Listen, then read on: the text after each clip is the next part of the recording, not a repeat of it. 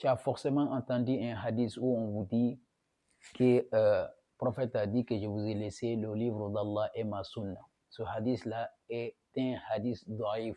Je vais te montrer que les savants, les imams, se souviennent des hadiths et même ils se contredisent concernant ce hadith. Ce hadith n'est pas un bon hadith selon eux-mêmes. On va te montrer aujourd'hui. Bismillah ar-Rahman ar-Rahim. Yaqulu Allah ta'ala fi kitabihi al-Karim. وإذا جاءك الذين يؤمنون بآياتنا فقل سلام عليكم كتب ربكم على نفسه الرحمة تمسكت بالإسلام لا بالمذاهب ولست إلى غير الكتاب بذاهب. Avant de rentrer dans le vif du sujet, on va regarder ce plaisantin-là. Lui là qui voulait faire un débat avec moi, je vous ai dit que son père qui est là n'est qu'un mendiant. Il a transmis sa maladie à son fils qui est là aussi également. On va regarder la vidéo de son fils. Comme vous savez déjà pour lui là, il a dit d'acheter une voiture. Donc son fils là, on va l'écouter Inch'Allah, en train de faire de la mendicité devant tout le monde dans le live, Inch'Allah. Il ne tient pas longtemps, donc je vais partir. On va se laisser.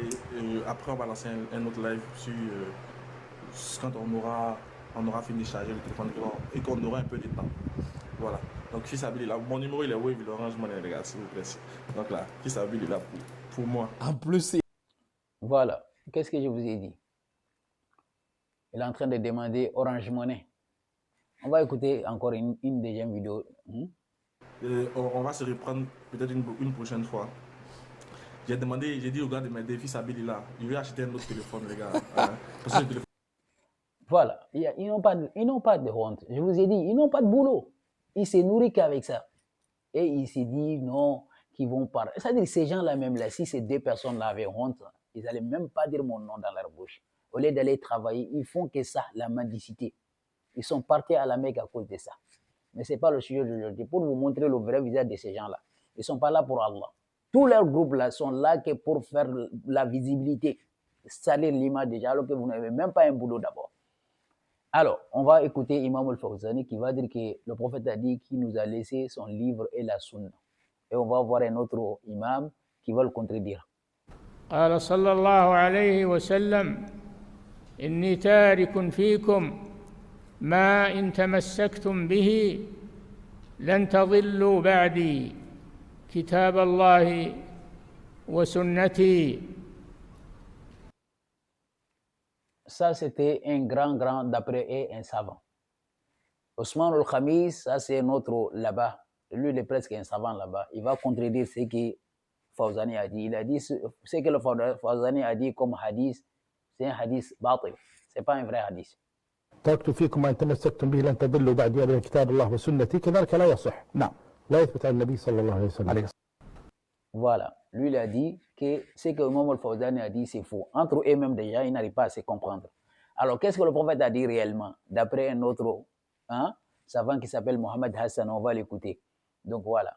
وفي حديث جميل رواه الإمام الترمذي وغيره بسند صحيح من حديث جابر بن عبد الله رضي الله عنه قال: رأيت رسول الله صلى الله عليه وسلم في حجته يوم عرفة وهو على ناقته القصواء يخطب، فسمعت رسول الله يقول: يا أيها الناس إني تركت فيكم ما إن أخذتم به لن تضلوا كتاب الله وعترتي أهل بيتي. الله الله الله، كتاب الله وعترتي أهل بيتي.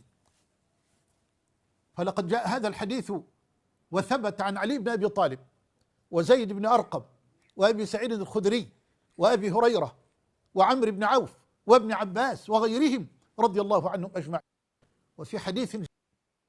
Voilà, vous avez écouté ce que cet imam est aussi en train de dire. Ils ont dit que c'est ça la vraie version. Mais nous, on s'en fout parce que nous, on ne suit pas. Que ce soit, on ne sait pas. Pour vous montrer seulement que ce sont des menteurs et même en train de manipuler. Et ce hadith là-bas, vous savez que c'est un faux hadith. C'est que l'imam al-Fawzani a dit, le livre d'Allah, d'après eux-mêmes là, d'après leur propre source, c'est un faux hadith. Je vais afficher le hadith là en haut. Vous voyez? Chaîne de transmission est faible parce qu'ils appellent ça al-isnad, as-sanad, chaîne de transmission. Si chaîne de transmission n'est pas bonne, c'est que ça veut dire le hadith est daïf. Vous voyez? Inventé par Umayyad et ils payaient des inventaires pour inventer des hadiths. Je vous ai dit que leur hadith a été inventé que des inventions. On ne sait même pas qu'est-ce que c'est. Pour ça qu'eux-mêmes ne croient pas à leur propre hadith. Voilà le hadith. Et c'est que le monsieur vient de dire ça. La vidéo que je viens de jouer, l'autre hadith est là. Vous voyez? Voilà, le hadith est là. Ils ont dit que c'est ça qui est vrai, mais c'est qu'on a dit le livre d'Allah et la sunna que c'est faux. D'après eux-mêmes, d'après leur propre source. Ce que j'ai envie de vous dire, c'est-à-dire c'est des manipulations. En tant que, c'est-à-dire c'est la religion pour eux, et déjà il y a certaines catégories de personnes qui devraient enseigner aux autres. Donc toi, tu n'as pas le droit d'aller faire des recherches, tu n'as pas le droit de réfléchir. Donc tu es comme dans une maison fermée, tu n'as pas le droit de sortir, tu n'as pas le droit de parler. Quand tu essaies de parler, seulement ils te menacent.